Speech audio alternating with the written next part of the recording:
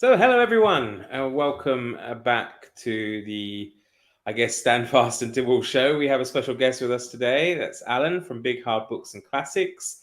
If you're not subscribed to Alan, you should probably head over there, preferably after the show, and subscribe to him. But you can do it at the same time. So, here we go. Our first weekly live. We're going to be live every Wednesday at this time, probably, and we'll try to bring you some interesting guests. Our first guest, as I say, is Alan from Big Hard Books and Classics. Sean will be a regular fixture, of course, as will I. So how's everyone doing? Sean, how's it going with you? How was your day? Yeah, didn't do a whole lot today, but I got a few things done. It's been a slow day. Excellent. Okay. Alan, your day is quite young. Have you been up Right. to much? Well, yeah, I'm just waking up, but I was up at I don't know, 3 o'clock this morning, doing stuff, reading. Then I go back, take a nap. But yeah, I'm really getting into this one. Yeah, don't tell me. I haven't. I'm not. I'm starting tomorrow. I'm trying to stick to the what's it because I'm. Schedule.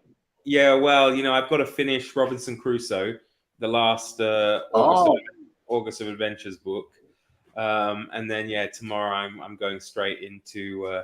I never know. Is it Chabon or Chabon or I Chabon? don't know either. I think it's Shaban. Michael Chabon. Shaban.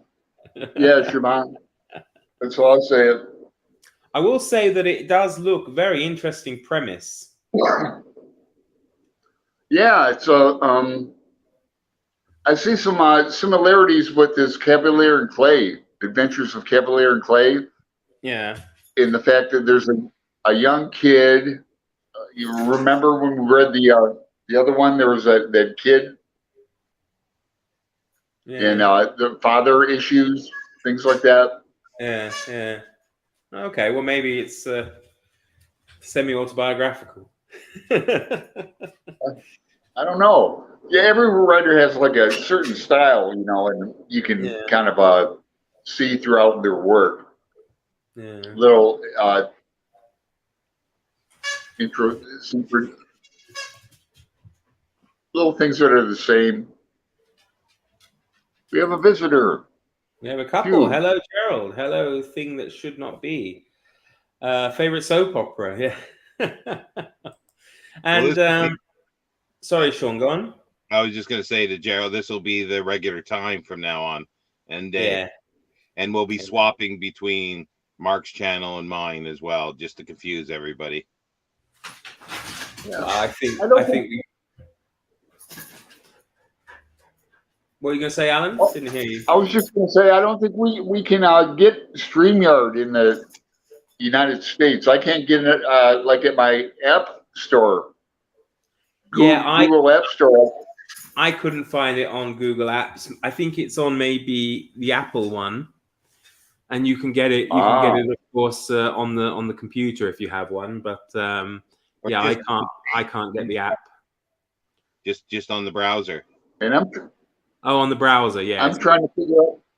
Oh, well, I'm trying to figure out the live YouTube too. I can't seem to put it up without having it be private.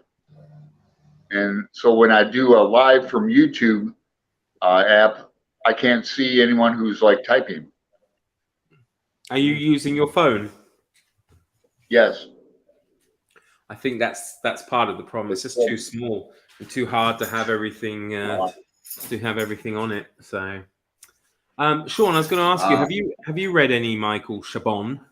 No, I haven't. It sounds interesting, but I just someday maybe. Yeah, I mean, it's not like you have a lot of other things to read, is it?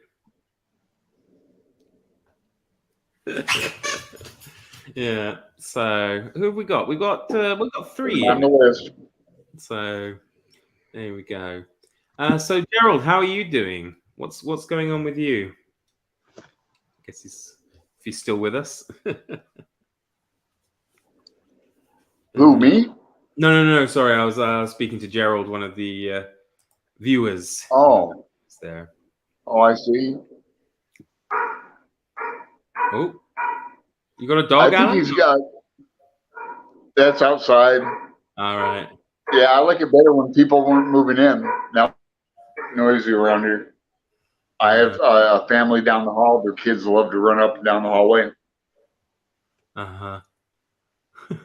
Kids. So you live in like a apartment building, or it's just got one or two other apartments? Yeah.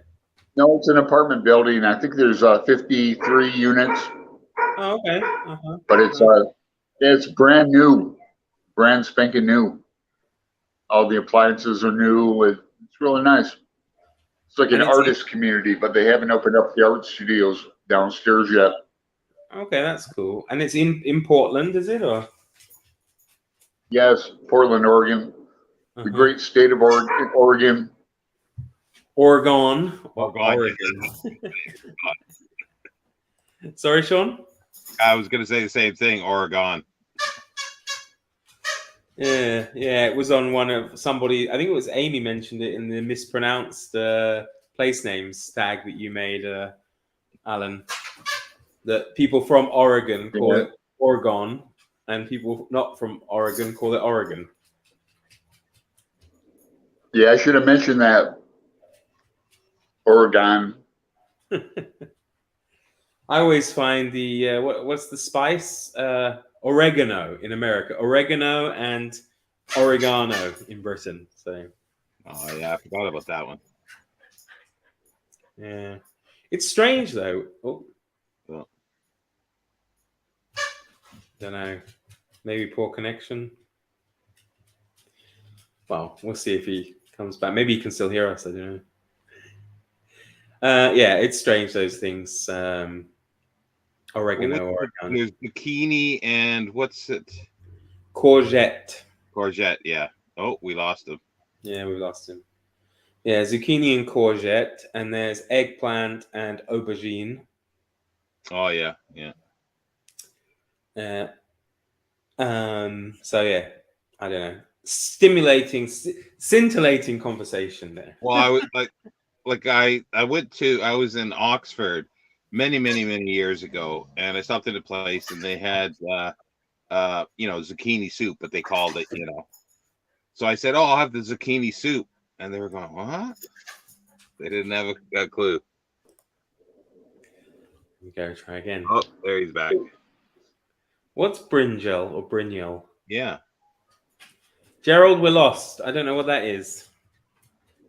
That could be zucchini. But Gerald was talking about soap operas. I've been watching General Hospital for like 45 years. I didn't even know. People are loyal. Yeah, it's been going on for like 50 some years now. Brinjal is aubergine or eggplant. Okay. What language though? I don't know what language that is. Brinjal. Maybe Dutch or? I don't know. I haven't come across it before. So We're talking about eggplant. Eggplants or aubergines, that's right, yeah. And Gerald mentioned I love eggplant. Fried eggplant with mozzarella cheese on top, a little salt and pepper.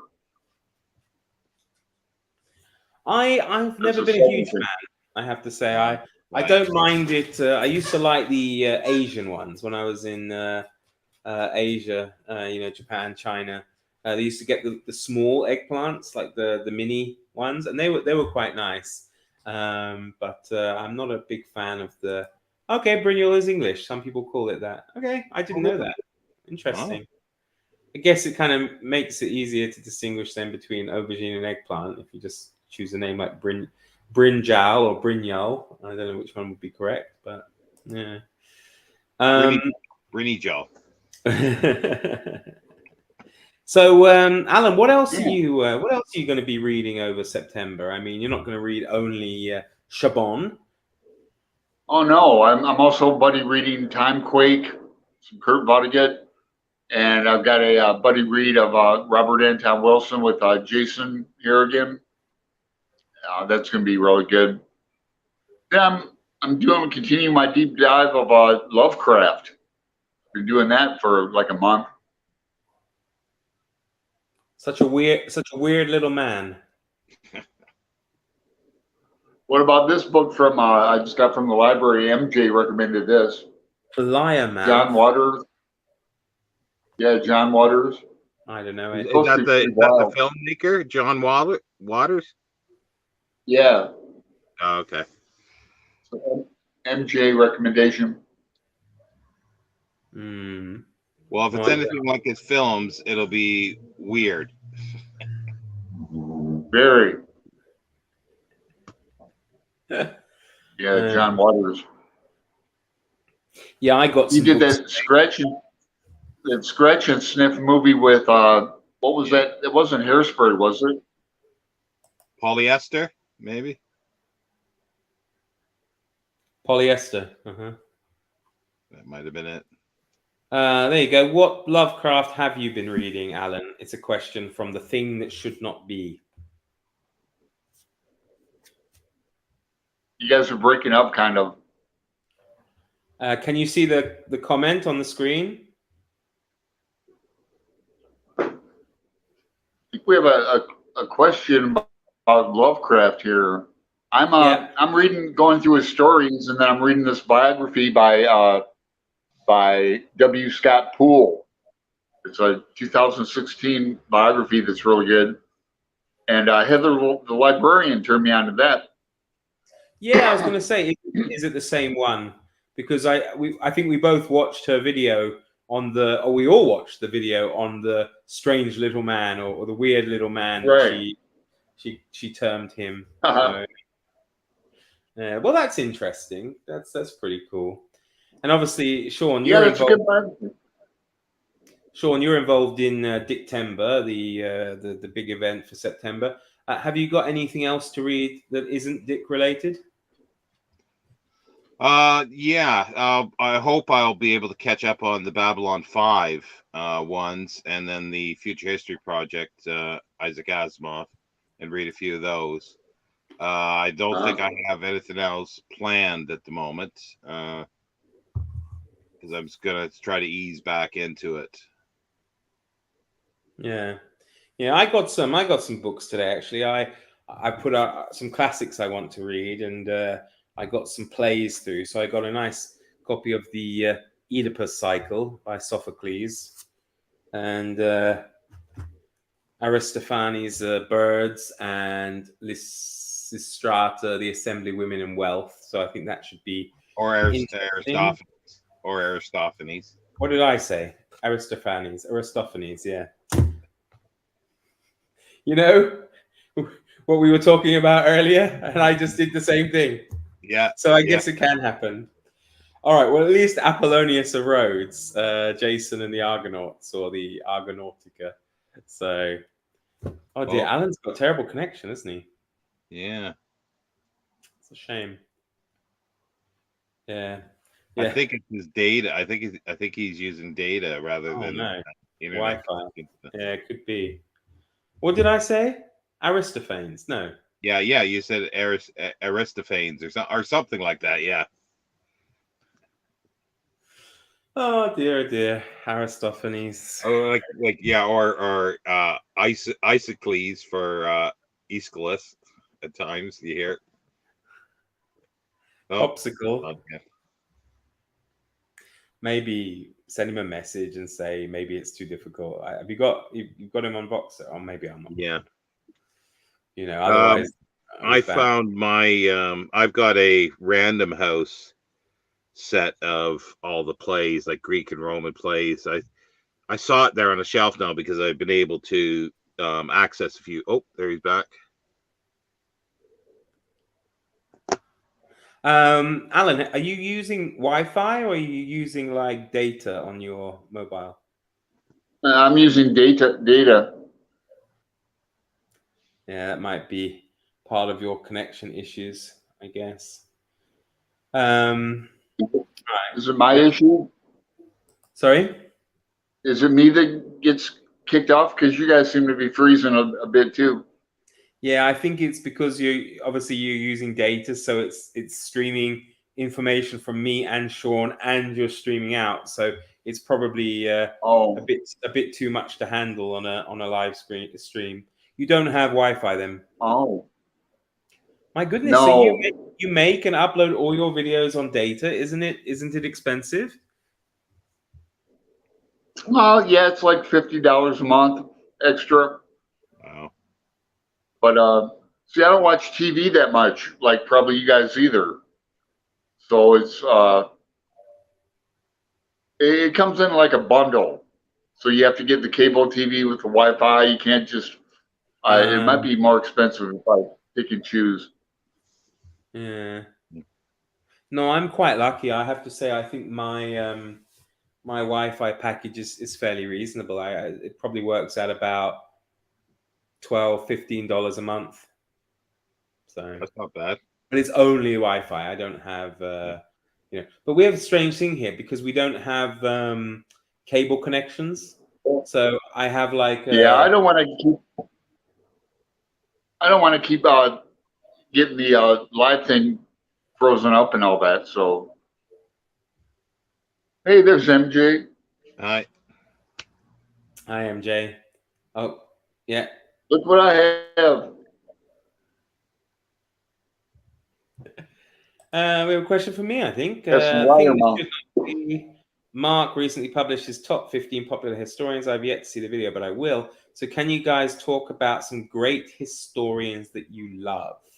Well, yes, I suppose we can. Yeah, one of my video of 13 just came out an hour and 20 minutes ago. So give us a sneak preview. Give us like one or two that are on the list. And why you like them. Basil Davidson was the first one. It's always in order of birth. That's the way I do them. He was an African historian, a journalist actually, but he was one of the first people to really popularize African history. And everybody was saying, "Oh, nothing happened in Africa like pre-colonial," and he realized that there was a lot happening, and he's done a lot for that. Mm-hmm. So, but he's not African, of course. No, he was English. He's now deceased. So he's an ex-historian. Yes. Shuffled off the mortal coil. Yeah. Victorian, I'm guessing. No, he died within the last like 20 years. Oh, okay. I don't know. Yeah. Okay. He was in the Second World War, and then he was with the SOE, and he was a mercenary, as far as I know, for a little while for some African countries for independence. And how did you come into contact with him, in your archaeology days, or? No, I think it was the early 80s. He did a series called Africa. Hey, Alan, I'm guessing it's proving hard to disconnect. Well, it's a shame. We tried, mate. Maybe another time. Sorry, Sean, go on. Yeah, no, he did a series called Africa. A television series, or? Yeah, a documentary series. Yeah. And there's a link to it in the description of my video. Somebody's got a playlist of all, I think, 8 episodes. Oh, wonderful. Okay, cool. And who's give us one more from your list of 13 that you like. Let me see what the whole list see, because if I'm just going to give it one, I got to give something maybe a little interesting. Give me a second. You do one, and then I'll come back. Okay, I'll do one if I can remember who was on my list. Yeah. Well, yeah, I'll do Giles Milton. I really like Giles Milton. I talk about him a lot on my, but he's I don't think he's a historian by trade. He's not an academic historian. He's somebody who just writes a really good historical narrative, and he looks into all sorts of different periods. He's done from early English colonization in North America and the first kind of expeditions there in a book he wrote called Big Chief Elizabeth.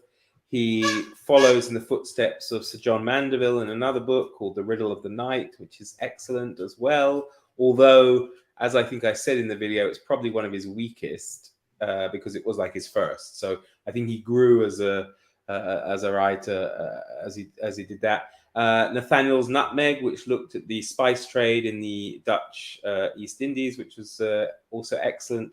Samurai William, where he looks at William Adams, the first Englishman to end up in Japan in the 17th century. Again, it's a strange one because the information available about William Adams there isn't a lot. So it's really more about another man who kept a diary but happened to overlap. So most of the information he gets about Adams comes from the other man whose name I've forgotten, unfortunately. And then in recent years, he's concentrated more on early 20th century history up to the Second World War. Another book I really enjoyed was actually called White Gold, and it's about the white slave trade. People being it follows the story of one guy, I can't remember his name, Thomas Pellew, I think, or Edward Pellew, in the 16th century, I think. He's living somewhere in the West Country with his family and whatever in this village, and it gets raided. It gets raided by Barbary pirates. I can't remember if it's Cornwall or Devon, one of the two. And basically, the people of the village that aren't killed or didn't run away get carried. That's kind of the weird thing. You don't expect that these slave traders actually went to England to grab the people yet, because quite often they were taken off ships or they were captured mariners that ended up in slavery. But no, they actually sent a few expeditions into England to raid the coast. And it's a very interesting book, and it has a really nice twist at the end, which I won't give away. But it's fantastic, the ending, because it's not really what you would expect. But yeah. And that's that. I could go on and on about him. Who's the second one you've chosen, Sean? Well, I think it would be Catherine Arnold, which I found very, very interesting. Mm-hmm. She's done a lot of books, but the ones I read, she's done sort of Bedlam, the history of London and the mad people of London, sort of cemeteries. Vice, in, like we were talking about that before, the Henry Fielding sort of in his brother's time, Yeah, she does a lot of Georgian London. Yeah. It's really, really good stuff. Like there's a bunch of others on there, but yeah, hers I really, really like. And the Mad of London, of Bedlam, is really fabulous. I actually downloaded all of them. I think I got them on what's it called? Amazon Prime, Amazon Kindle Unlimited. I think one Christmas they were like £1 each. Oh wow! 99p, but well, it's ebook, of course. Yeah. So I think I got them all. Yeah, it was strange because like I put date of birth, like I put them in the order of date of birth just for sake of anything else. I couldn't find a date of birth for her. Okay. Uh-huh. Yeah. Well, I mean, she's probably quite young, I'd imagine. I mean, they're quite recent, aren't they? Yeah. Well, most of the one, it was 1936. Pamela Horn. She's still alive, and she's a social historian, Victorian, servant, women, children, that like pastimes, games, and stuff like that. I do enjoy these social histories. Actually, it's absolutely fascinating when you see really the lives of people, and there is something very dark and sinister about mid-Georgian London. Yeah. I mean, I remember reading about Samuel Johnson. Walking around with a cudgel, basically. That he had to protect himself at late nights, and he used it a couple of times, as well. So it's like, and if you do watch, anybody watching this, if you do watch City of Ice, which has, well, this is going to send Sean off. Emperor Palpatine from Star Wars in it, Ian McDiarmid, and also Jorah Mormont from Game of Thrones, Ian Glenn, as the Fielding brothers. And they're on. It's on YouTube. City of Vice. It's well worth watching, but it's grim. I mean, it's really grim. Yeah, they're both very good actors, despite what they did before. Well, actually, of course, we're connected to the Explorers with Ian Glenn, because he plays John Henning Speak in Mountains of the Moon. Oh yeah, yeah. You know, so yeah. What have we got here? We've got a few comments. So, novel opinions. I see Lovecraft mentioned in the comments. I just saw a tiny little Lovecraft and Poe exhibit. So fun. I haven't read a thing by him, but feel the need. I agree. I haven't read anything by Lovecraft, and only the smallest amount of stuff by Poe. I think only the Telltale Heart and possibly the Raven. Sean, you've read more by Poe, haven't you? He's one of your favorites. You ration him, if I remember rightly. Yes, I do ration him. But yeah, Lovecraft, I read long time ago, and I just went, I didn't think superb, I didn't think bad. It was just something I never really thought much of. And he is somebody that I've been wanting over the last several years, about the last 4 years, to reread. And in the year of the plague, 2020, I bought the two Klinger annotated editions, and I figured if I do dip back into them, that's what I'll use. And Alan will be doing something with Greg at another bibliophile reads, and we're sort of gonna do a bit of Lovecraft for December, I think it is. Yeah, he's just mentioned in the comments there will be an announcement in November, and that something Christmas. There will be at Christmas time. Cthulhu, is it Cthulhu? Christmas group read in December. Yeah, Cthulhu. I'm not having a good day. Aristophanes. I don't know if that's how Lovecraft wanted pronounced. That's how I pronounce it, and that's all. I've always pronounced it that way. Aristophanes. Yeah, so it sounds like something Novel Opinions would be interested in. So yes, you can check out Alan's YouTube channel, Big Hard Books and Classics. Probably he will have a video there with a small announcement on it. Sonia's here. Hello, Sonia. Weren't there three of you a couple of minutes ago? Yes, Sonia, but because you left, one of us got depressed and left as well. If you don't want to see the kind of surprise part of the ending of White Gold, then look away now, because Aaron has mentioned it in his comment, but I might as well show it. Yeah, so he read it, White Gold, when he was a teenager and enjoyed it. I won't read out the second part in case you're listening and haven't got a thing. But yeah, there is some connection, but I suppose it's more detailed than that. Heather the Librarian is also hosting it, I guess. Cool. Oh, okay. Yeah, I forgot that. Yes. Wonderful. And I read The Shadow over Innsmouth last year by Lovecraft. Yeah, I feel I'm missing out because Michael K. Vaughan goes on and on and on and on and on and on and on about Lovecraft. And I still haven't picked it up. I did finally get to Tarzan this year, but yeah, Lovecraft, I don't know anything about it. He also goes on about Conan as well. Thank you, Mary. Very kind of you. Big kisses from Sean and I. Conan, yeah. I again, apart from Schwarzenegger in the 80s film, Conan the Barbarian. I've seen that in the cinema when it came out. James Earl Jones as well, isn't it? Oh, is it? No, or is that Red Sonja? I never remember. Because they kind of link, don't they? I think Red Sonja and Conan. Yeah, now that you say it, I'm not sure now. Yeah, I think it might be Red Sonja.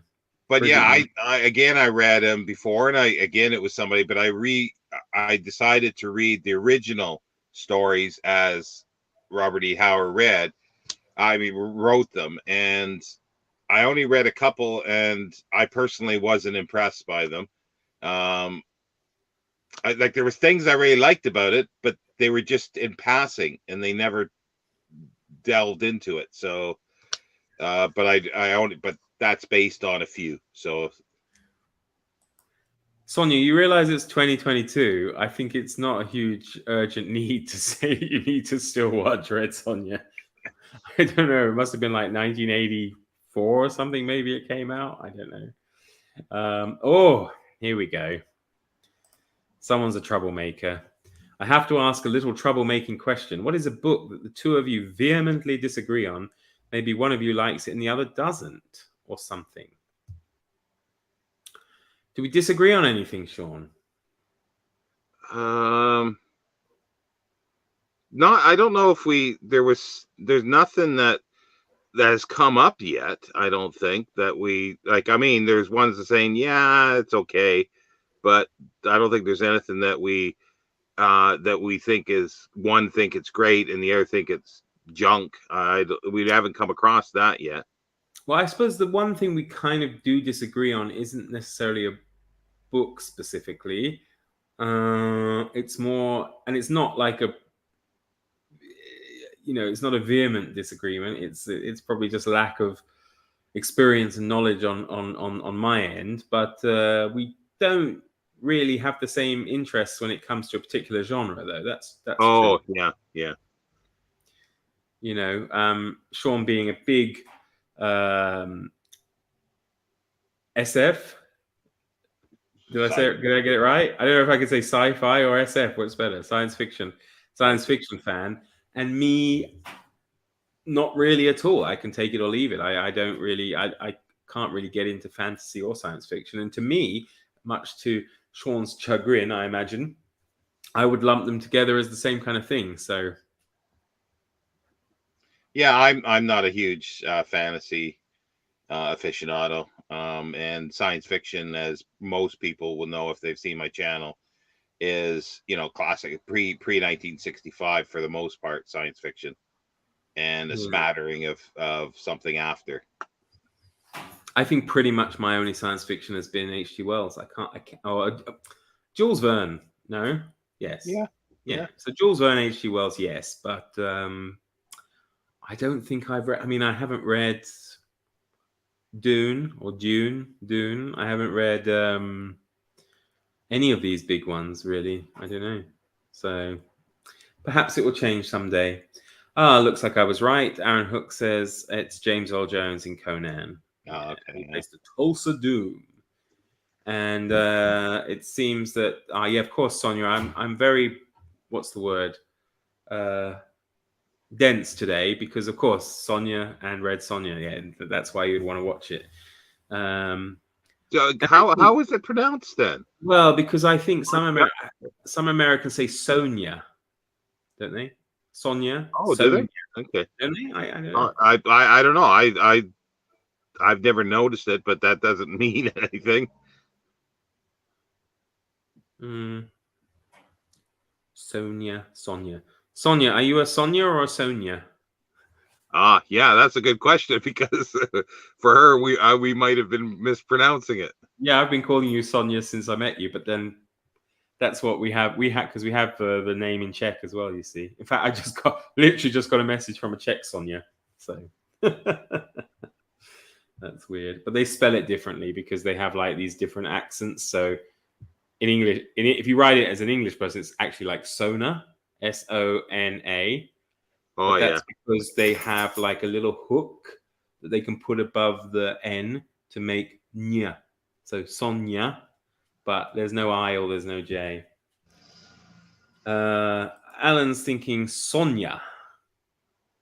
Or son. Yeah, son. Sonia. Yeah. Sonia. Sonia. Yeah. Gosh, we've got 19 people here.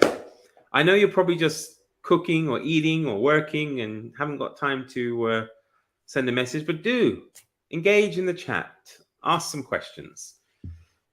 We still have a third person here. You know that.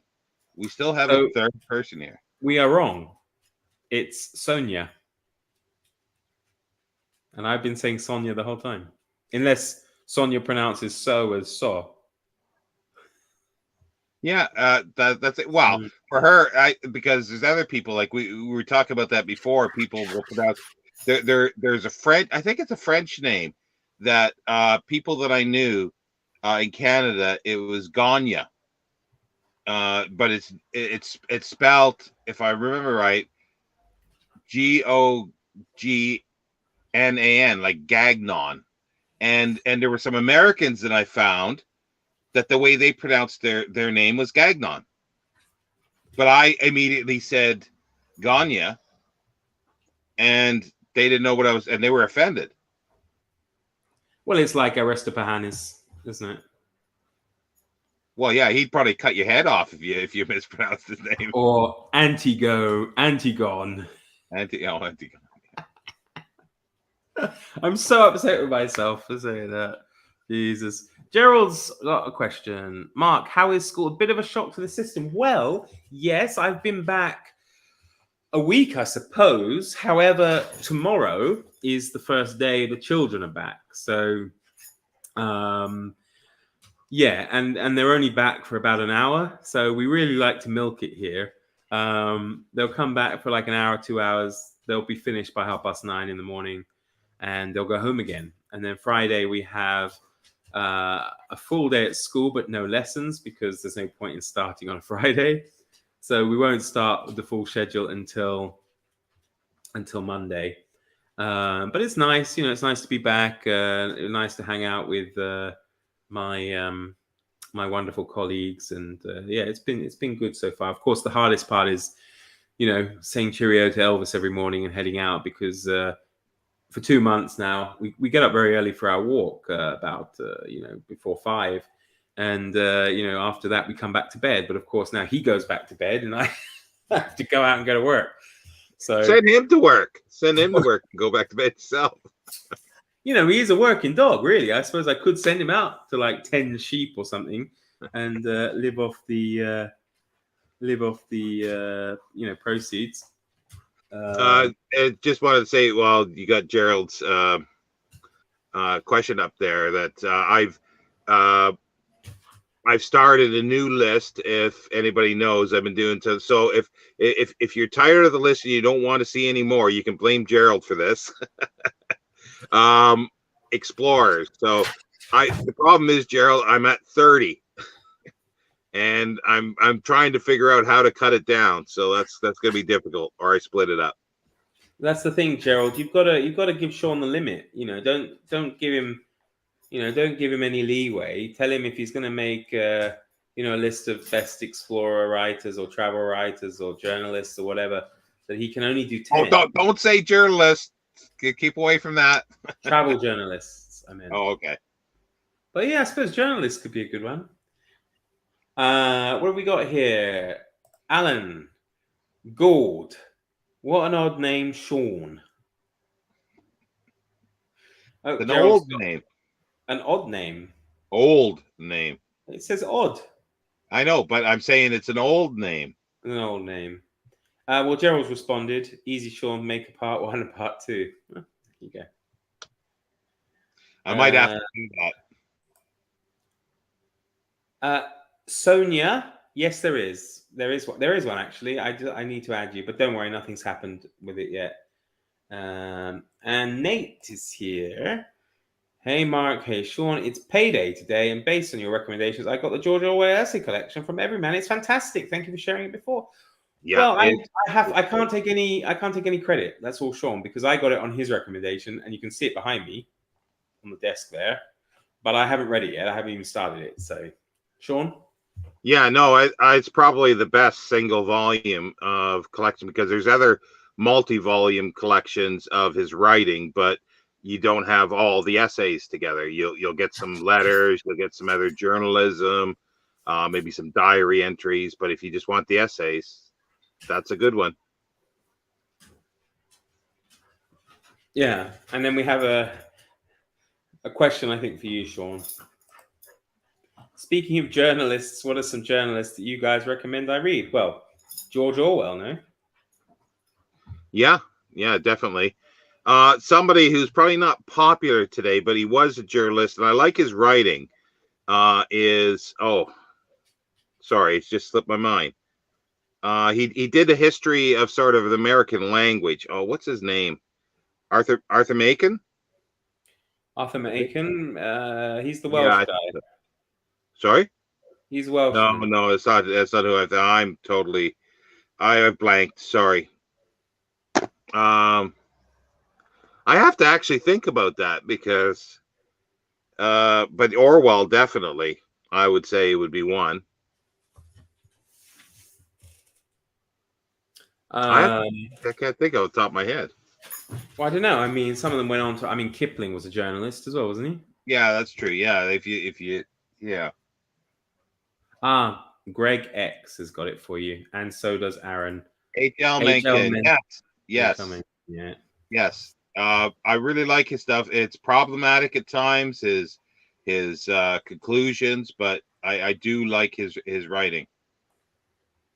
That's the one that came to mind because I just found I've got the 2 or 3 volumes of the Library of American edition of his works. Oh, okay. Uh-huh.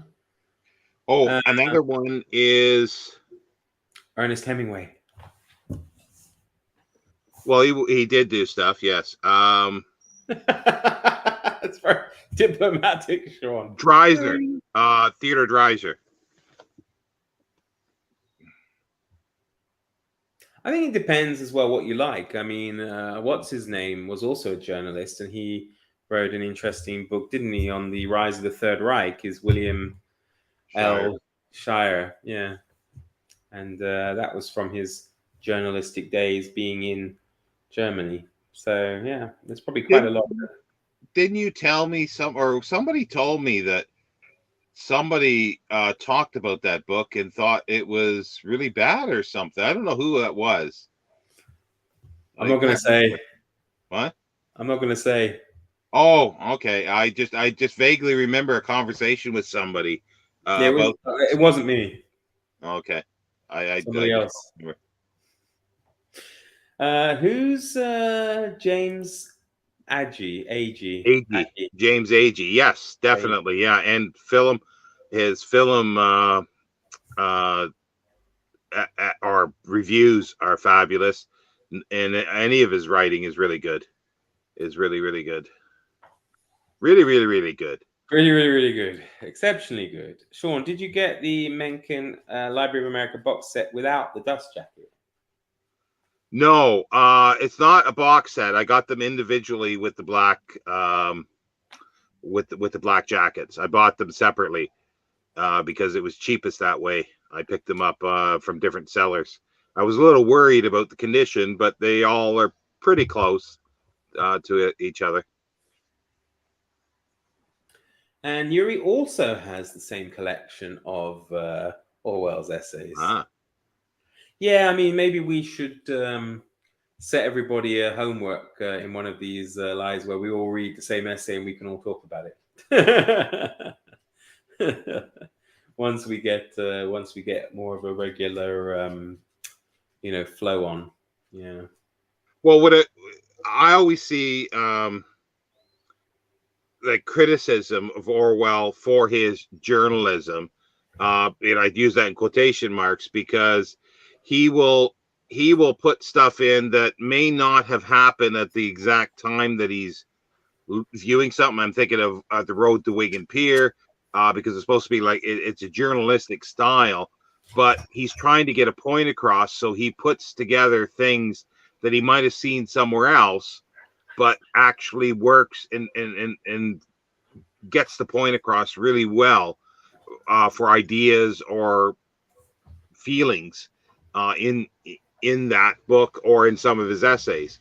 So he's a journalist, but he's not a journalist that you would read and say he's telling me facts all the way through. You look at not the facts so much as the meaning and the impact of it. Yeah. So that, I mean, that's nice, isn't it? That we've all got the same book. I have to say, it is a lovely book. I mean, I'm really quite enamored with these Everyman Library editions. So, well, they're well made, good paper, cloth bound, sewn. and it's value for money, because especially something that size, for the price of it, it's amazing. I saw Felicity's Desert Island Books. My House is a Library. If you don't watch her, if you don't follow her, go over and watch her. Subscribe to her. But she chose Plutarch's Lives here by Dryden.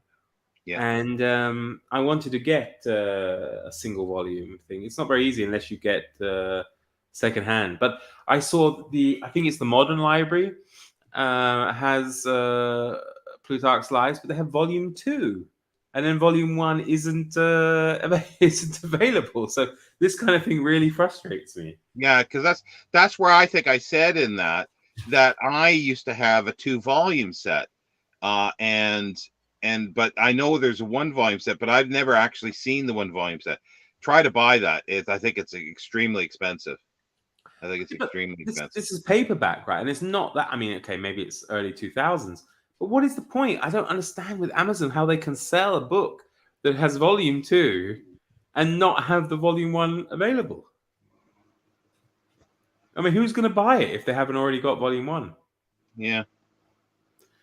So, well, the I don't know what's translation of the Folio. The Folio Society might be Dryden's translation too. I'm not sure.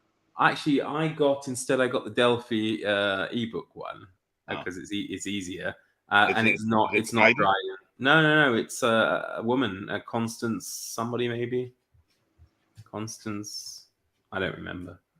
But it's nice to have it all there, and don't have to worry about it.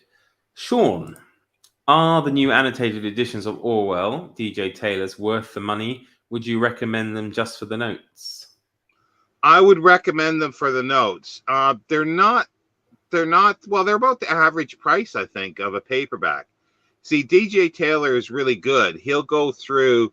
They're not as annotated as I would maybe like, but his notes will go into things where he'll have a character and it's based on someone he knew or his family knew where he grew up, and I think it's South End or South Bend. I'm blanking now which one.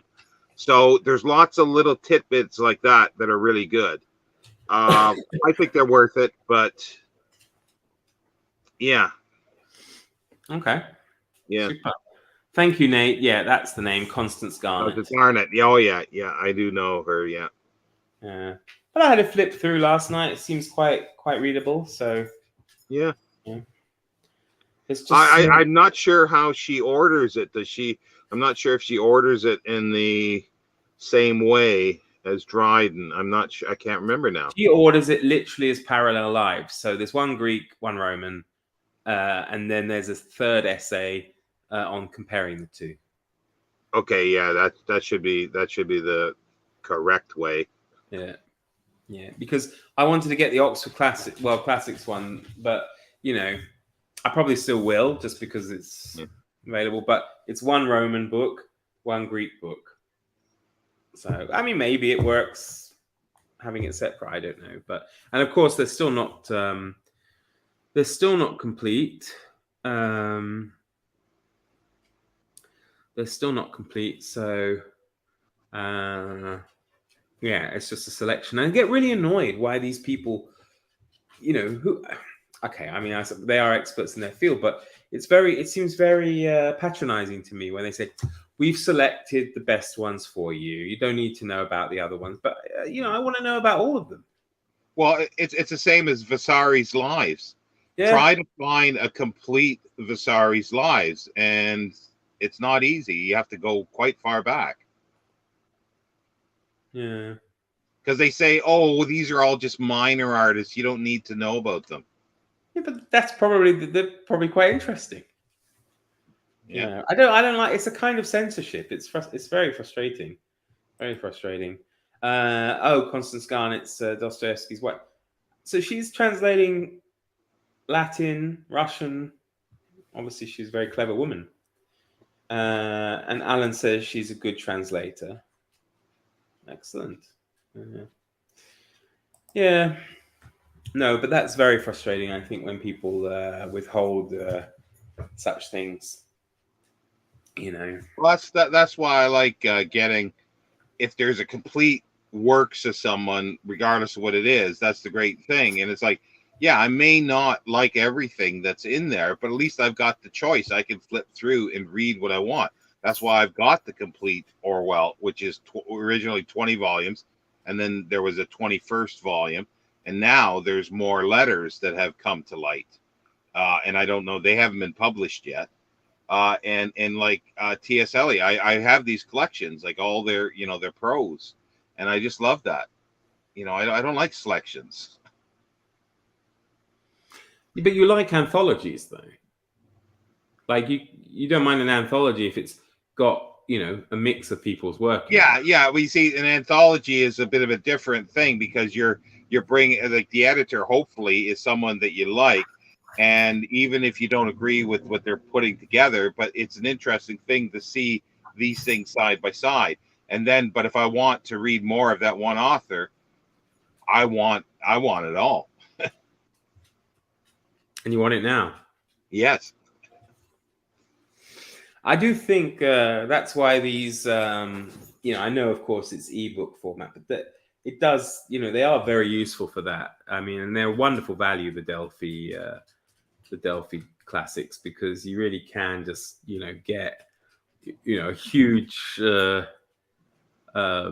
selection of knowledge in English, just for what, £1.99 or something like that. So for the H.G. Wells, though, it's like selected nonfiction, I think it is, isn't it? Isn't that what they say? Yeah, but I suppose also part of the problem is like how prolific these people were, and if all their stuff exists, and it might not exist anymore. So there's an offer here for you, Sean. Complete Vasari is easily available in Russian. Oh, that's helpful. Would you like a copy? Well, you see, Yuri, I'm not so ungrateful. I think it's a lovely offer, and it's the thought that counts. Yeah, but I got it. I wouldn't know where to put it, and then when I got it, I wouldn't know what to do with it. I could tell you where to put it, Sean. I'm sure you could. Edgar might be able to read it. I'm not sure. Yeah, well, don't tell people how you came across him in Egypt, right? Was a cellmate for a while. I'm the same with poetry collections. I always prefer the complete over selected. Yes. That's why I've got all the other Auden volumes, and the 2 complete poetry is fine. Like, I think it's complete, and I want those. It's like the Library of America's got, what is it, 4 volumes of the complete short stories of Henry James. Oh, I've been drooling over those for a long time. Let me put it to you, Sean, a question of my own. What if you have a complete works by somebody, and then, I don't know, maybe 2 new essays were discovered or something? Would you rebuy a complete works just for the sake of 2 more essays? Depends on who it is, I guess. I wouldn't be able to now, but like, for instance, Orwell. I don't. Well, see, the thing is, Peter Davison has passed away, so he wouldn't be able to. Not the Doctor Who Peter. Oh, okay. Not the Doctor Who Peter Davison. Imagine if he was the same one, though. Imagine if this Orwell scholar was Tristan from All Creatures Great and Small and Doctor Who. Well, it's only in England you could do that. Like, there are so many singers in that wind up doing like really, really good. Well, just look at what's his name, who's a physicist, astrophysicist. Brian May, yeah. And there's another one, I can't remember his name, but he puts out stuff really, really neat, and they're expensive and collectible now, on sort of monoliths and prehistoric structures in Europe and England. And he was, I forget what band he was a part of. I don't know. I know. Oh gosh, is it Alex James from Blur? He he's a cheesemaker. Oh, really? Okay. So he's got his own cheese making farm and stuff down in the West Country, I think.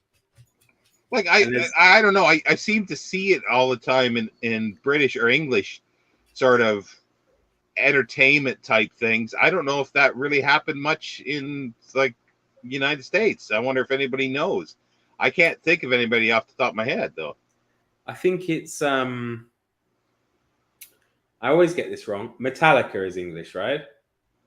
I think so, yeah. No, or Iron Maiden or Metallica. Iron Maiden is English, yeah. So what's his name? Dickinson? No. Yeah, Bruce Dickinson. Bruce Yeah. I think he's a qualified pilot. He is, yeah. Yeah.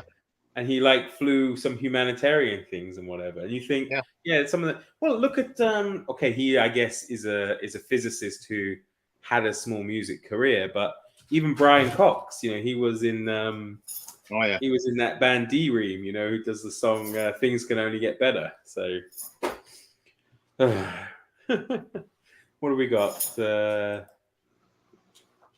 I have the new Anthony Briggs translation of War and Peace, but I want to read the Maud translation. I don't know the Maud translation. I don't know the Maud translation either. Oh, good. I'm glad Alan kind of agrees with me there. The Vasari. Well, I'll just have to make it's put it on the shelf. That's what the answer is. Put it on the shelf. Yeah. Put it under. Shove it in. Get it in a tight spot and shove it in. Not saying anything. There could be children watching. Books, they get tight on the shelf if you put too many in. Yeah, for sure. Yeah. Metallica's from San Francisco. Yeah, I'm sorry. I don't, you know, not my normal cup of cha. Yuri, trying to change gears. Is anybody up for reading and discussing Japanese literature? Yeah. Well, the ghost stories. I've got a Penguin Ghost Stories, Japanese ghost stories that I've wanted to read. I haven't got around to yet. That fits in with your name, or sort of. Well, it depends what you got in mind, Yuri. I mean, you know, I've read Genji a couple of times. I'm always up for the Heikei. I would very much like to read through oh, it's gonna bother me. Just a few rumblings. Oh, Yuri, you'll know who I mean. Completely gone blank. He wrote Musashi and Taiko and also Tale of the Heikei in a novelization, historical fiction writer. Completely no. Well, there's a film I want to watch, but I'd love to read the book first. But I don't think it's ever been translated, or I can't find a translation of it. Is The Human Condition? Eiji Yoshikawa. Sorry, there we go. The Human Condition. Yeah, and it's a really long film. Like it's about 8 hours long, or more. We don't have to watch it, do we? We don't have to watch it, do we? I want to watch it. I haven't watched it yet. So, but I'd love to read the book first, just because I love these long, drawn out films. But when I knew it was a book, I really wanted to. But I looked it up, and I don't think I could find an English translation. Oh, hang on. We've got a visitor. What is that? Oh, it's artwork. Ah, that's very nice. It's a lot clearer picture now. Yeah, it's a really clear picture. It's my new Hollywood pad. The new Hollywood pad. Yeah. No, I mean the video's a lot clearer than it was too. Yeah, the sound is still going in and out though, so if it keeps going bad, I'll have to leave again. I don't want to mess your stream up. But yeah, you guys are talking about a lot of great stuff. And it's going on in the comments too, you know. Yeah, no, I can see it. I can't. Aaron's brought in the cheesemaker. I believe they're blessed. Yes, that's right. And Alan from Big Hard Books and Classics, who's with us again now. The Louise Moore translation of War and Peace. Did you say? Yeah. Yeah. When did she do that? Or when was it done? I don't know her at all. Or the name doesn't sound familiar. I don't know either. She did it with her sister. And it's an old translation. This is the Briggs one. It's pretty new. But God, it's a brick. Yeah, I haven't read it yet, so that's definitely I've got to read it someday. Russian literature is always I just left it by the wayside for some reason, and there was no reason for it. Oh, I did Anna Karenina with Una. Was that last year? And that was excellent. Anna Karenina. I wouldn't mind rereading that someday, but I want to read this first. I think she works out for you, Sean. She was born 1855 in Moscow, Russia, and died in 1939. So would be a good one for you. So she's of the younger generation. Yeah, she's a young whippersnapper. Yuri, don't apologize. We're all new to things at time. I'm sorry. I just thought it was something you knew about. I mean, I'm no expert in Japanese literature, but I have read a bit in my time because obviously, I was living there for a while, and I made sure that I read some things. Yeah, I can't get over how good your quality is, Alan. Now compared to Oh, geez. Well, now he phrases as soon as you say that. Oh, thank you very much. Hey, Greg and another bibliophile reads is into Japanese literature, and then Una, the fellows at the Codex Cantina, are always doing Japanese stuff. Do they do newer or older? Like, I mean, newer in the sense of I don't know because I don't follow it. Greg and I, buddy, read a Japanese book. I don't know if I can find it. Silence that Martin Scorsese did a movie of. And that was an interesting book, very violent. Yeah, I think some of the newer stuff, like for example, Ryu Murakami is a bit messed up. Usually, I would say some of his stuff, and the films they make of it by Takeshi Mike. Is it Mike Takeshi? Yeah, I know his name. I've seen his stuff. Like I like there are some, like every so often I come across something reference to Japanese literature, and I go, that sounds really interesting. And I've tried to find it in the past, and it just I could never find it. It's probably easier to find now, but in Chinese literature is another one, like older, like very old, like 1,000-year-old stuff. I like a lot. Yeah, I mean, I need to finish, but I'll have to start again. It's been so long. Romance of the Three Kingdoms. That's it's an amazing saga, really. Well, is that to say because there's different names for Romance of the Red Chamber as well, or yeah, it's different. They're using romance in the old way, I guess, but there's Outlaws of the Marsh, I think, is one I need to read. The Water something, Red Chamber. The only one I started, I read the first volume, but I don't have it here, unfortunately. Otherwise, I would. Of the Tuttle. Tuttle is very good publishing house for East Asian works. And they had two nice editions of the Romance of the Three Kingdoms, but I only came to it purely through film. Actually, they released a big budget film, Red Cliff. It was called, about 15 years ago maybe, and it was by well-known Chinese director John Woo, actually. He does the action films. But I think it's John Woo, if I'm not mistaken. But I thought he takes was newer than that, but well, I don't know. But he takes on this big project of one particular episode from the Romance of the Three Kingdoms, and he actually makes 2 films out of it. And if you watch both of them uncut, yeah, you're looking at 5-6 hours worth. But it is spectacular. You know, the music in it, the shots and everything, and the action sequences, and it's brilliant. And that's what introduced it to me. You're talking about a long film. I can't remember the name of it, but it doesn't exist, or hardly any of it exists because it was destroyed. But it was a Chinese. It was done over like 10 or 15 years, but silent. And it's like I forget how many hours. It could have been like 50 hours or something like that. Like the story was. It was just amazing. Are you a film buff, Alan? Do you enjoy films? Or Yeah, Sean and I have talked a bit about films. Like my favorites are Hitchcock, you know, Kubrick.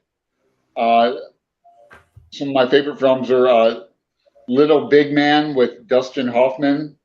Who directed that? Little Big Man. I like John Huston a lot. Yeah, John Huston. I'm blanking on Little Big Man. It was directed by Arthur Penn. David Lynch. Oh yeah, Penn. He's a famous director, American director. Little Big Man's a great, funny movie. It is a good day to die, the Indian says. And there's so many great lines in it. Any old fool can drink his life away. Yeah, it's a movie we don't see that much anymore. Yeah. What about David Lynch? I like him a lot. He's a bit weird for me, I think. Yeah, he butchered Dune, but oh yeah, true. I didn't even see it, the version of Dune he did. Heard it was so bad. Hey, George Miller's got a new movie out. I just noticed the other day. George Miller of Thunderdome, Mad Max.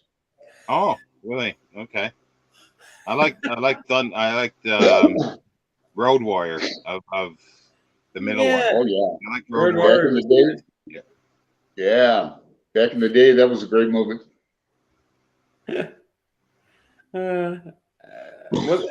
was Gibson as well, no? Yeah. Yeah. Yeah, I liked him in mostly Gallipoli, Year of Living Dangerously, and then he went a little strange at some point. Yeah. Yes, he did. Any more questions, or is everybody left now? Yeah, it's gone quite quiet actually. We had a big drop. I don't know whether it's like dinner time or lunchtime, isn't it? Possibly in some places. So we went from like 17, 18, we're down to 8. So if any of you 8 want to ask us a question or say anything, please do. Why not? Give us some guidance in what pearls of advice and wisdom you want from the 3 of us. Yeah, turn us on to a new book. Yeah. Well, give us some book recommendations. That's true. Why not? You know. Tell us what you're reading now, and actually. Well, we said the word weird already. Mm-hmm. Well, what are some other weird directors? Boy, what's the guy's name? Charles begins with a K. That Jim Carrey did that. What Kaufman is it? Yeah, Charles Kaufman. He's a wild one. Who's the one who did? Was it Blue Velvet or? That's David Lynch. That's Lynch again, is it? Yeah. Hello. No, come on. Isabella Rossellini is in it too. I love her. She's what's his daughter, isn't she? Yeah. Yes. Ingrid Bergman. Yeah, and the director, Rossellini. Roberto. It's That's a whole scandal that happened there between Ingrid Bergman and him. I don't know what Yeah. happened. Yeah. Well, she was still married, and it just went crazy at the time. Yeah, affairs in old Hollywood. Yeah, I love all that stuff. Casablanca is probably my favorite movie, my favorite film. I like it until Peter Lorre gets killed. I Yeah, always love it. Peter Lorre's great. Basically, like the first 15 minutes of the film. Basically, yeah. Oh dear. Oh, Gerald, are you sure? Do we really want to see Sean in shorts? Back your short. Oh yeah. No, Yeah, you guys I've already watched talked some of about it. this too. That's on his fan page, right? Or what, fan me? Only fan. OnlyFans, yeah. Sean in shorts, OnlyFans. Maybe Gerald means something else, though. I don't know. Yeah, I do have more of them, and I just have to get around to getting them all together, and I'll start doing them again. I'm kind of running out of vintage ones, but I still have quite a few SF Masterworks, so I might not do them every day. I might do them every other day to sort of stretch them out a bit. You're going to stretch your shorts out a bit, are you? You're the only one that picked up on that, I think. The hand movement, stretching them out. Oh, dear, oh dear. Yeah. I don't know. Dear. But why do I know the name Rendezvous with Rama? Arthur C. Clarke. Arthur C. Clarke. Yeah, it's a good series, but I think it went on a little too long. I don't even know if I've ever read the last one, or definitely the last one. I might not have read the last two because he started. I forget who he collaborated with for some of them. That's a nice cover. That's a very nice cover. I like that.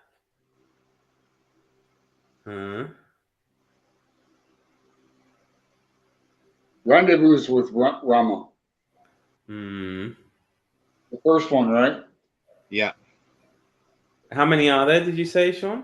Oh, there's 5. I think there might be 5. I can't, because as I say, I lost track at some point, and I definitely haven't read the last one, and probably maybe the second last as well. One series that I want to read through is the James P. Hogan's Giants series, and I've never read the last volume, and I, in the boxes that I got, so like I think Steve Donahue sent me one of them, and then I got all the rest, and then it's like I got them all now, and I have to read them, and I'm really itching to read them. Because I've never read. Well, I've read the first 4, but I think it's 4, yeah. But the last one I never read. So it's a reread. Cool. We have a question here from Nate. I'm wanting to read some short stories for September. Do you guys have any recommendations for short story writers or collections? Well, I think Sean has a couple of videos you could check out on that, but I would recommend from someone that I was introduced to by Sean, actually, and I thought he was fantastic, and that's Alphonse Daudet and Letters from My Windmill. It's very charming. I did a short story Saturday from one of the stories in that book, Nate, and it's really lovely, really nice. And who else would we recommend for short stories? Well, it depends what the kind of stuff he likes. Like, do you like older stuff that's translation, 19th century, 20s? Like it's kind of hard to, without knowing really what you like. I could say what I like, but we haven't got that long, I think. Yeah. Yeah, of course, but we know what Alan likes. Yeah. Yeah. Actually, I'll tell you, Nate, if you like something a little bit more modern, not super modern. Whoa, that's some annotation, Alan. I would recommend Daphne du Maurier. I've been superbly impressed with her as a short story writer. If you read her book, The Birds and Other Stories, Don't Look Now and Other Stories, they're the only two collections I've read, but thoroughly enjoyable. So, Well, other ones like I guess I could throw out names like for comedy or humor would be the three biggies for me would be P.G. Woodhouse, Saki, and Jerome K. Jerome. yeah. And other French ones would be Guy de Maupassant. Mm-hmm. I can't remember how many I did. Sort of my favorite short story writers on a video. You can just look in the description and see what they are. Yeah, they are great. Yeah. What about Alice Munro? Have you guys read Alice Munro? I haven't, but Sadly, I have. oh, I think I'm kicking you guys on. I'm going to leave again to see if it gets better. Okay. No, I haven't. I haven't read her either. What was I going to say? You mentioned it, Sean. You mentioned it just now. Guy de Maupassant. Yeah. I loved that anecdote about him and the Eiffel Tower. When I was looking you up, when it said he was vehemently against the building of the Eiffel Tower because of what it would do to the Paris skyline, and yet he ate his lunch there every single day. And the journalist said to him, "Well, why do you do that?" And he said, "Well, because it's the only place in Paris I don't have to look at it." Oh dear. Nate replies, "Awesome! I'll check out those videos. Thank you. I'm really up for trying anything." Well, I think that's the key, Nate. I can't help you on sci-fi. That's Sean's area, but yeah. Well, at the risk of having viewers leave, Clifford D. Simak. See you later, everybody. Have a good evening. Joanne's absolutely correct. Woodhouse is indeed hilarious. Winterland, indeed. Catherine Mansfield. Yes, Catherine Mansfield. Yes. Catherine Mansfield is great. I quite like Kate Chopin as well, actually. Yeah, I need to read more of her. I think she was on my sort of list of ones that I need to read more of. I think, or at least, I might have taken her off. I can't remember. Well, me, I'm just holding on to any female authors I get. Yeah, I need the numbers now, so just clutching on to. Well, that's why my historians was very gender biased. I had 5 male authors out of 13 authors. So what's wrong with her, Sean? At the risk of getting yourself cancelled. I just find their stuff very boring. Just the style of writing. I've tried, and that's the one thing I've tried her over the years as well. So it's not quite as bad as some of the others that I read 30, 40 years ago and need to relook at. I think I wouldn't want to look back at her, or, well, I would say, what's her name? Canadian. She wrote that dystopian novel. Oh, Atwood. Margaret Atwood, yeah. I don't like her, but I do have a copy of whatever the name of this dystopian novel is. I can't think of it. Handmaid's Tale. Yes. And I will read that, but I don't know if I'm going to like it, or at least her style. You could have told me I'm like sitting here with my... I didn't notice. So, yeah, look, everybody. I'm just... It's not our OnlyFans channel, is it? So I better cover up. But feel free to make any donations. But donations to keep my shirt on. Oh dear! That's what I say. I should become a stripper, and that way they won't pay me to take anything off. They'll take me to put it on. They'll pay me to put it on. Oh dear. Yeah. A reverse stripping. Reverse stripping, yeah. Yeah, put on more layers.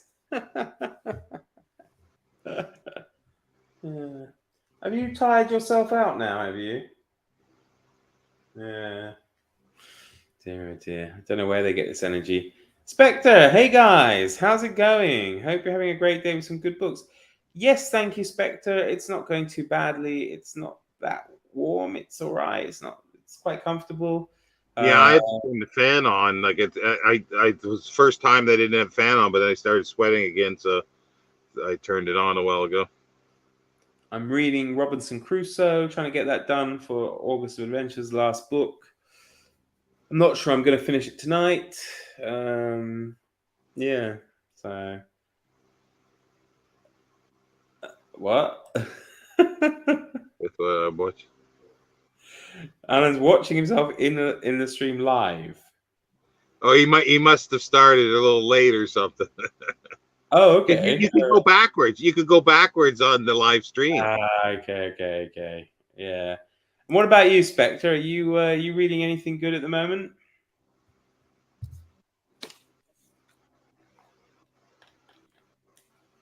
Oh, there's something that I mentioned it to you, Mark, was like, everybody knows that watches my channel that I'm a curmudgeon and I don't read anything new. Yeah, we know. Yeah. What I thought I don't know if it'd be maybe once a month to get subscribers to suggest a brand new book. And then somebody will have to send it to me. and I'll read that brand new book. I'll read anything that if the most of, and if especially like if it's something I really like, or that I know I'd buy it. But I don't know if I'd want to buy something that eventually I wouldn't like. But I'd be more than willing. I don't know if that would anybody be interested in that. Seeing me read something that's brand spanking new that's just come out, and see what I think of it. Would anybody dare that? So you mean you would challenge yourself to read more modern material? Well, modern, the one works, if the person who challenges you to read it supplies you with the book to read. More or less, but it would be sort of if 10 people voted and they all, I don't know if you could get a consensus of the book to read, and I'd read it regardless of what it is.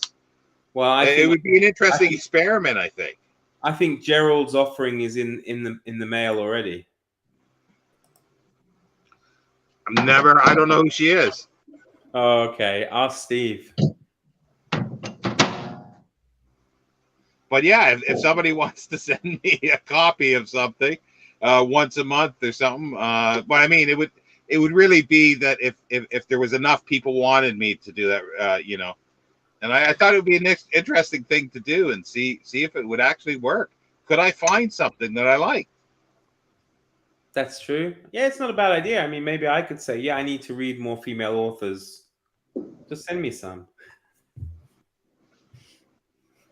Or maybe the reverse is better, isn't it? When you say things like, oh, I really hate Henry Rider Haggard. Whatever you do, don't send me any of his books. Yeah.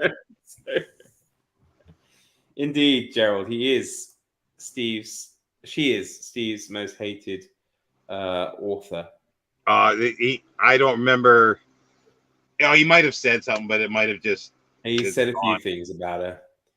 And Landmark Herodotus and Tractor Dragon. Yeah, Landmark Herodotus is great. I haven't got that. I've got Thucydides, but I need to get that. Sorry, Alan, you were going to say something. Oh, just like FYI, I guess when I would click off and go back to YouTube, I could actually see myself. There was a delay, so it wasn't live. I was watching myself. There could be a little delay, which is why the comments. Yeah, the comments. I think it takes a long time for us to see the comments. Like for you, probably, Mark, and then everybody else. Yeah, it was really kind of funny though. Maybe they knew that Alan would be on today, and they wanted to like police the language. So there's that delay, so I can press the. I rarely say. I don't even say the. I say the F word. I don't even say bap. I'm very polite. Yeah, I had a very. My mother taught me manners. Now I have a call coming in, but it's likely scam, so I can decline. Oh, you should have answered it for all of us to hear. We could have helped you out with the scam.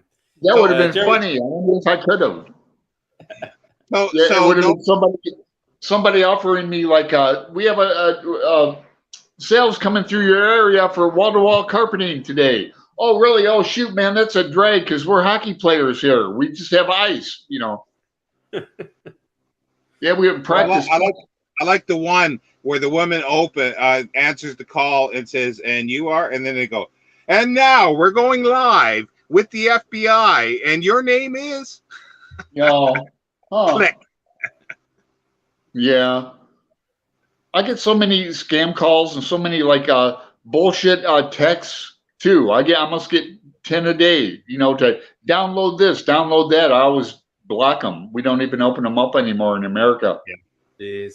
Aaron, I Gerald, think Aaron, you don't have to waste your time and money with that. You know, Sean's lived that life. He's got the T-shirt. But no, Gerald, that's a good idea to do the community tab. I just have to figure out some new authors. But I suppose, yeah, because I would say I don't know about the trilogy. One of them, I'm talking about one book a month. And if that would be the thing, I think I would do it. I would view it as an experiment to see, and at the very least, it would, for something like that, I think it would create a funny video. I'll send you Twilight. I've never read it myself, but I never have either. Here is awesome. I haven't read it.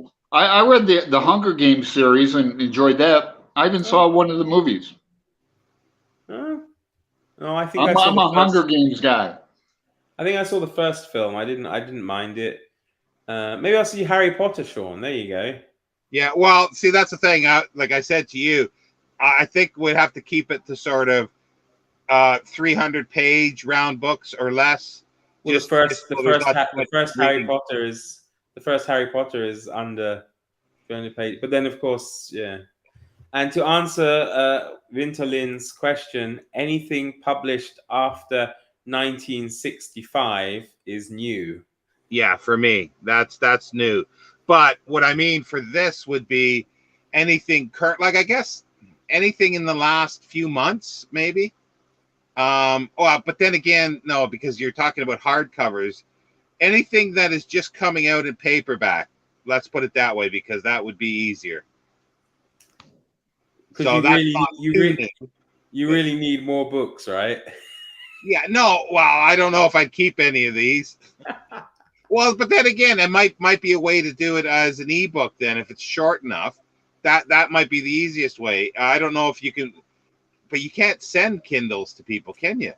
Kindle. I don't think so. I mean, the nice thing would be, Sean, that you do get them, and then if you don't want them after you read them, you could give them to, I don't know, local hospital or something like that. Yeah. Well, that's where it would be. Yeah, it would be something like that, charity.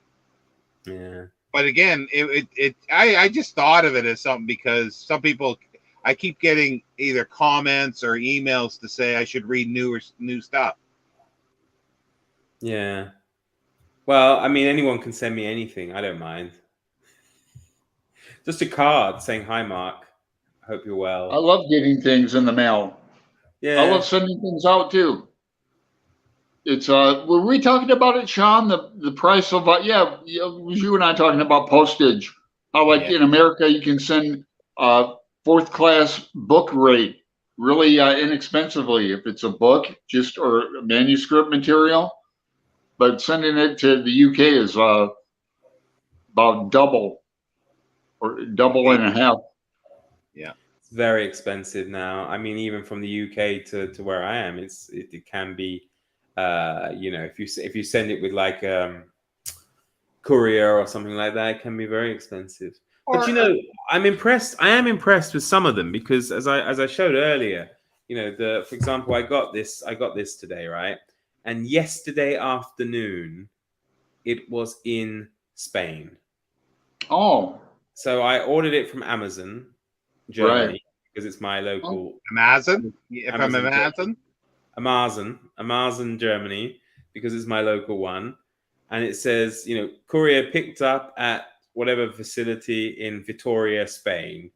And then 12 o'clock lunchtime today. It was in our small mountain village in eastern Bohemia of the Czech Republic. And that to me, that's quite impressive. Yeah. Yeah, very. You can't beat Amazon, and you can't outrun Motorola. Oh, I just had another thought of the way to do this. Rather that you can send ebooks by email and then sideload them onto your Kindle. Just make sure it is mobile. No, Gerald, I think that's gone now. From the 22nd of this month, they don't support. Well, you can. Yeah, I think you can still sideload the Mobies, but you can't email them to your Kindle anymore. Okay, well, if that's and the other thing I was just thinking of is I'll start a GoFundMe account, 10p for everybody who wants me to read this book, from everybody, or my PayPal account, 10p from however many people that want me to read this book, and once it hits the threshold. I tried a fund me account to send me to Ireland for research on Facebook a few years ago. It didn't work. So that's probably not either. I would just be happy if someone sent me an email. I get so jealous when I hear like Steve Donahue or even you, Sean, saying, "Yeah, I received loads of emails on it the other day." I've only had well, one. when I say loads, I mean like usually 3 or 4. And if I get more than that, it's usually people complaining about something, and I don't know who they are. It's always like a numbered email address, so they're hiding behind anonymity to insult me. I don't want complaints. I just want lovely, happy emails. Yeah, But they're fun. They're funny to read. Like the one time, the guy was complaining that I went into too much detail of something, and he must have wrote like 1,000 and some words to say that. Yeah, I don't know. I mean, that's it. You don't even have to send me a book. Just send me an email. Say hi. You can send books too, of course. But sorry, Joanne. I realize I missed your question. If you're still here, you might have left. Has anyone participated in Garb August? It's a no from me.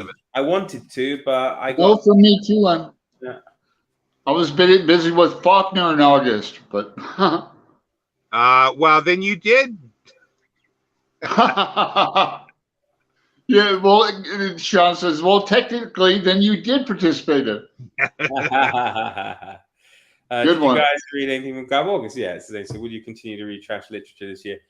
Well, I read trash literature all the time. I was going to say, Sean reads Simak and Alan reads. Oh, now, be careful. Be careful.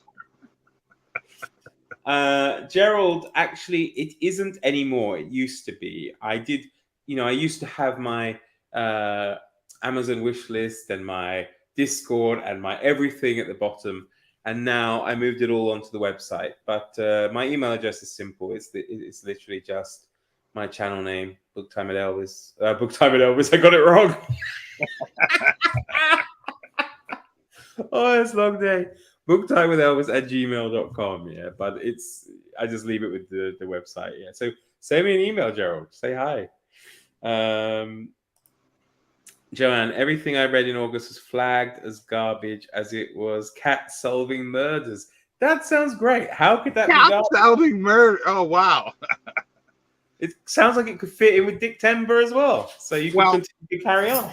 Steve Donahue read one. I still got to get the book. I got to read this just from the title. I refuse to watch the video.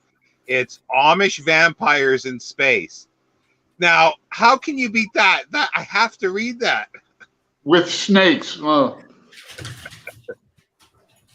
Hey, anybody know this book?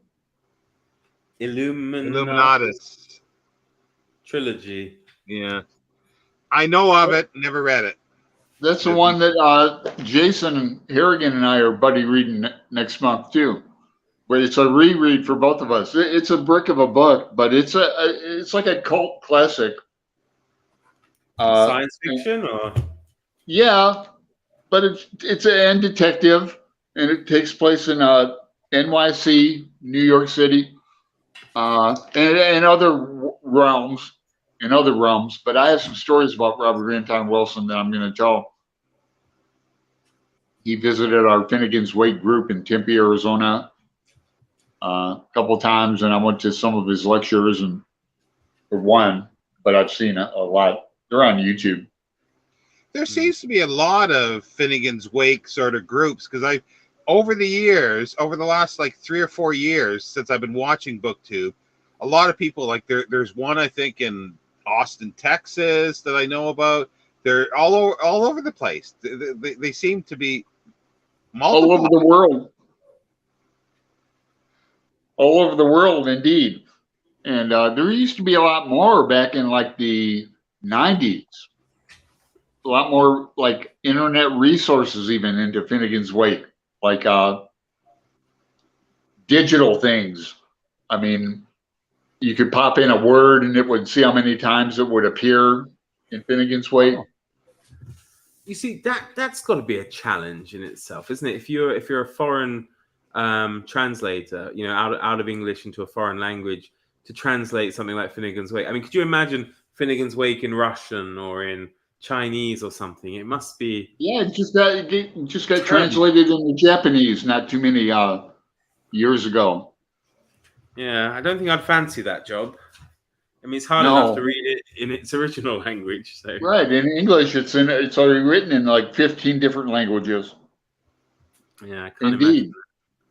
Yeah, Finnegan's Wake, man.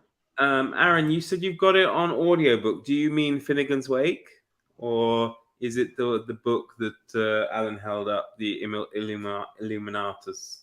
Because I have both of them on audiobook. Which one's longer? Oh, the Finnegan's Wake is much longer. Oh, so it could be Finnegan's Wake then. Do you prefer Finnegan's Wake or Ulysses? Me? Yeah. Oh, that's a hard question. You know, probably Finnegan's Wake. If I was on a desert island question, you know. But I'm continually reading Ulysses. I mean, I've got that book out every other day, looking up because I'm on lists and things, and something will come up, and I'll have to look it up and annotate it. Yeah, Aaron was talking about Illuminatus. Yeah. Oh, I have that on the first part. I have on audio, and I had to pay for it on Audible. Here's I had to pay $15 for people who do listen to audiobooks. Do you care who's reading it, who the reader is, or does it matter to you? Like to me, I like listening to some because of whoever's reading it at times in the past that I've done, and it doesn't matter what they read. They could read the phone book, you know, and because it sounds so good. So yeah, well, my own 2 cents, if I can, while we wait for people to reply.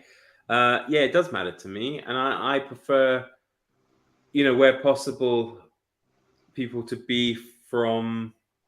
Well, I'm not gonna. I don't know why I'm saying that. I do prefer British narrations. I have to say, generally, there are some very good American ones as well, but it's just, you know, maybe it sounds strange to you, Alan, or to you, Sean, but obviously, you know, it isn't natural for me to hear that all the time. So when I'm listening to a book and I have the choice, I do go for a British narrator. My favorites are British ones that do it, the English people with an English accent.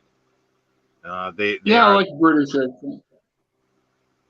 I think we're all in agreement on that. Is it possible to be like to have a prejudice on this? I don't think so. It's just like a preference. It's not a prejudice. You can't be prejudiced about people's voices, or can you? In this world of ours. I'm sure somebody will make the argument that you can, but because Mark, you almost corrected yourself. You know, oh no, I'm not even going to bring it up. You almost said it first, and then that got me thinking. Can you be prejudiced? I prefer a female British voice. No, she's got to be Japanese for me. You know, but it's an interesting question. I'm the same even with like the smart speakers. Yeah, I have to change it over to British woman, or it's, you know, same with sat nav and stuff, GPS, you know, in the car or whatever. It's again, though I do quite like some of the celebrity ones. A friend of mine had Mr. T as his sat nav. That was pretty. You arrived, fool. That'd be funny, but it'd get annoying after a while for me. Yeah. I'd have to switch it to like Timothy Leary or somebody. I don't know who's famous.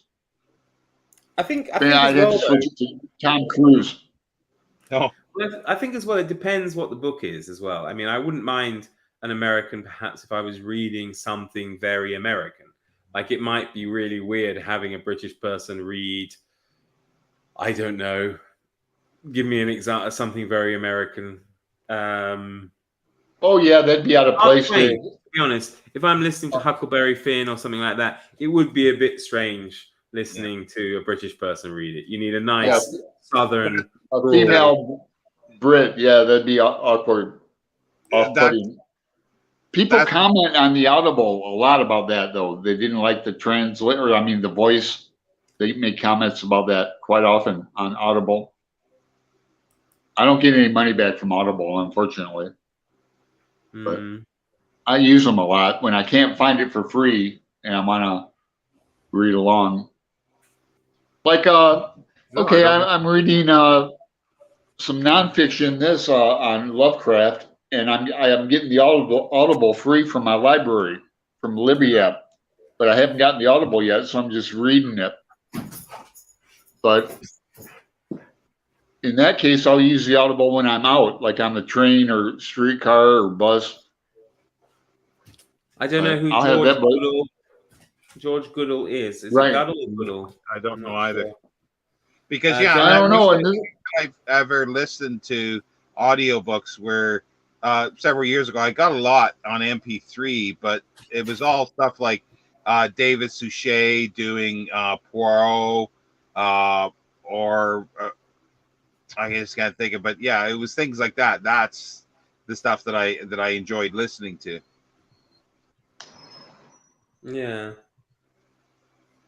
Yeah, Scottish accent. I mean, it would be very nice, obviously to listen to the stories from the Dubliners in an Irish accent more than anything else. I think sometimes you need that. And then I'm after you, Mark, I would love to hear you read the story Grace or Evelyn. I could see you reading that.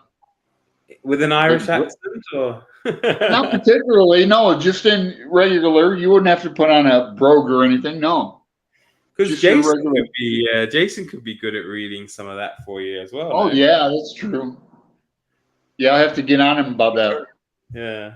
I'm waiting for his Voxer. I'm trying not to be over anxious about the buddy read, but we've chatted before, but really not a whole lot, Jason and I. So it's going to be interesting, I'm sure he'll be up for it. I want to hear about Aleister Crowley and the Golden Dawn and things like that. Other Irish, because I was over in Ireland and Dublin one time back in the 90s, mid 90s. Now, I know Jason lives in the West County Clare area. We won't get into specifics about where he lives, right? Yeah, you're not going to plaster his address on the screen. That's an interesting comment. It's different from what I imagined.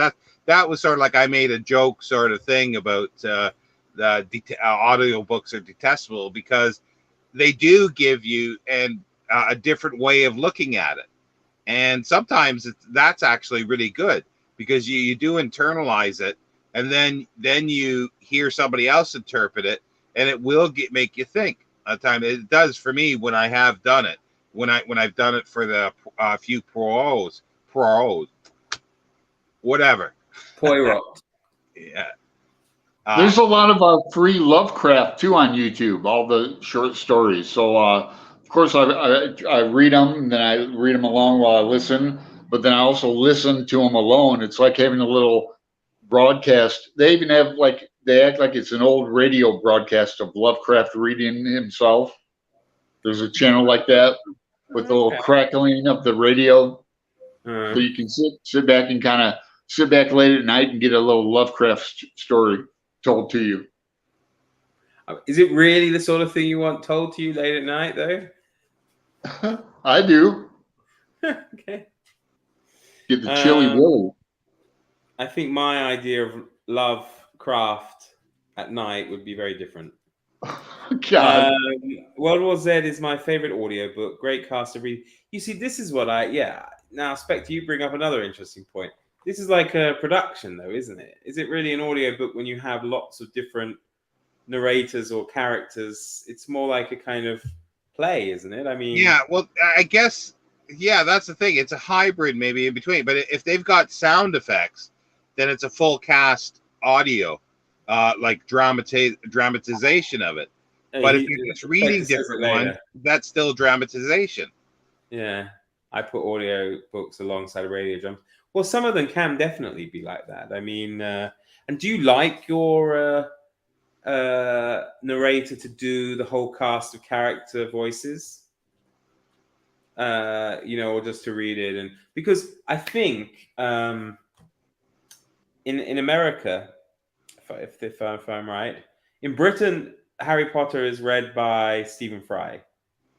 In the States, it's read by Jim Dale from the Carry On films. Sure. Oh, really?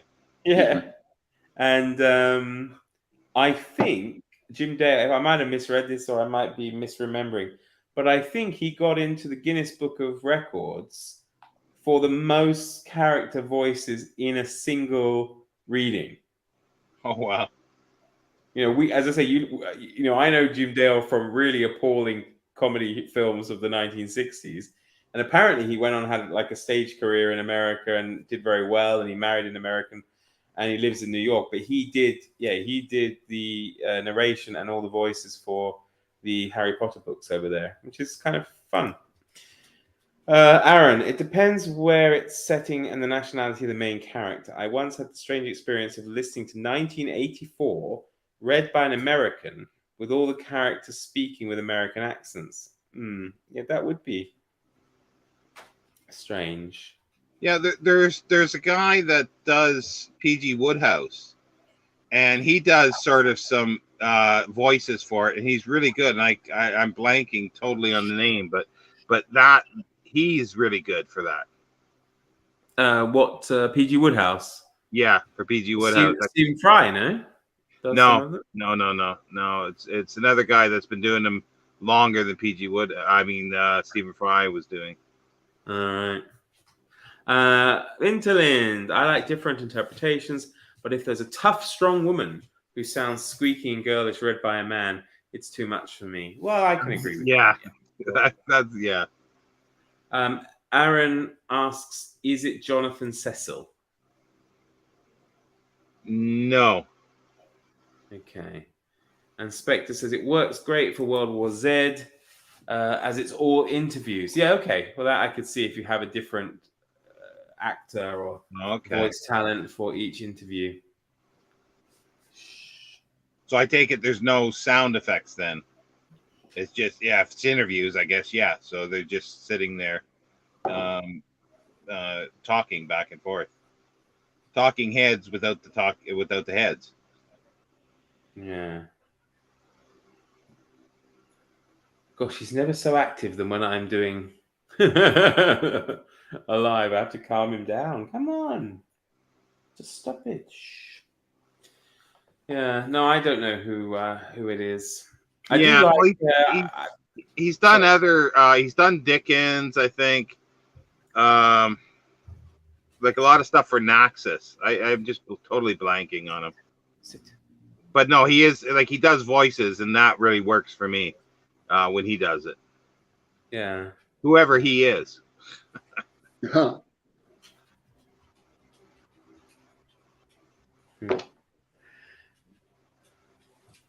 Oh, very nice. Yeah. This is your dream house. Is that one of them? Uh-huh. What are you using the color with it? Is it pastel or? No, watercolor. Just on cardboard. Cheap cardboard that I still have left over from when I worked at the tea factory.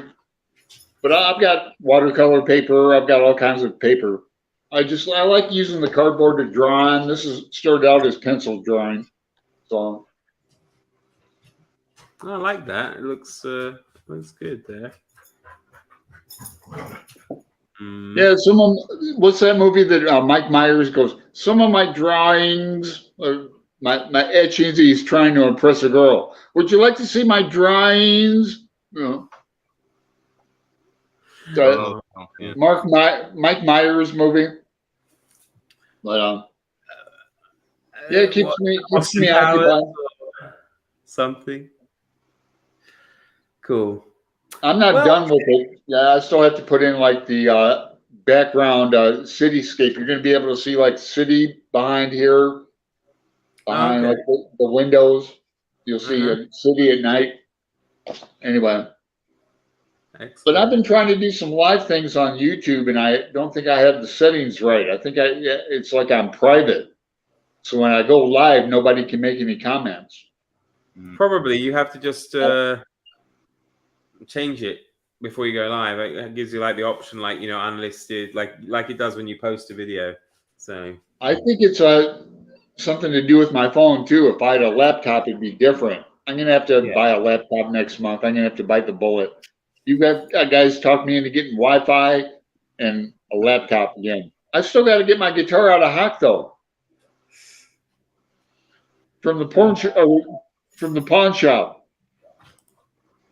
Martin Jarvis, he did Just William. That's it. Yes, Martin Jarvis. That's it. That's him. Oh, okay. Yeah, he's really good at the Just William as well. And that's probably confused all our most American viewers, because I don't think Just William really showed up over there. Did he not? No, I can think of a guy.